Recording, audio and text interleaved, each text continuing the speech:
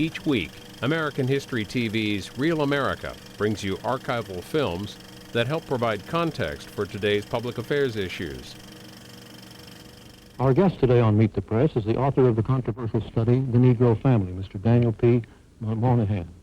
His report, prepared when he was Assistant Secretary of Labor, at first was warmly praised, yet has recently been sharply criticized. Mr. Moynihan, a professor of political science, is now at Wesleyan University. He was one of the drafters of the nation's anti-poverty program, and he has just been appointed by Mayor-elect Lindsay to the New York City Poverty Task Force. Now we'll have the first questions from Mr. Moynihan from Lawrence E. Spivak, permanent member of the Meet the Press panel. Here's a quotation, for example, from a recent article by William Ryan, a Harvard psychologist, who criticizes your report in The Nation. And this is what he writes, quote, "The implicit point is that Negroes tolerate promiscuity, illegitimacy, one-parent families, welfare dependency, and everything else that is supposed to follow." Now, that's the criticism he makes of your report. Now, how do you answer those charges? I can't. I'm not responsible for the fact that he can't read. As E. Franklin Frazier said, and I quoted from him at some length, there is a lot of evidence that the Negro middle-class family, when it gets its opportunity, gets a bearing, is, if anything, more stern, more rigid than most.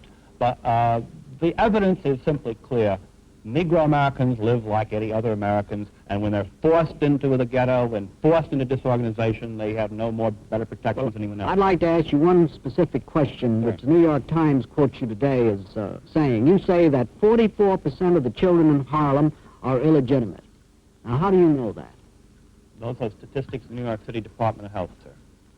10 health districts in central Harlem, the area which the great American sociologist Kenneth Clark described in his HRU report as having undergone a massive deterioration of the fabric of society and its institutions, and right under our prosperous noses that happened. That hasn't existed for 50 years. That's happened in the last 15 years in this America, and we've been sitting around thinking things have been getting better, and they haven't been getting better for those children. And I think I, for one, if you see what people can face for the civil rights movement in the way of sheriffs, in the way of howling mobs, in the way of the disapproval of their entire society, well, I think I would hope certainly I'm willing to face the disapproval of a few white liberals from Boston who think I shouldn't raise the subject because it's impolite.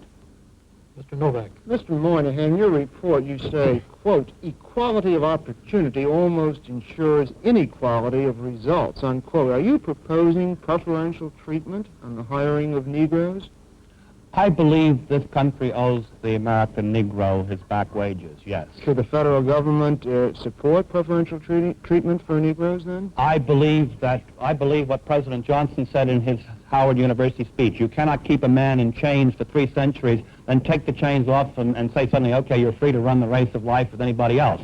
They have to be made, people have to be given the opportunity to compete with effective resources.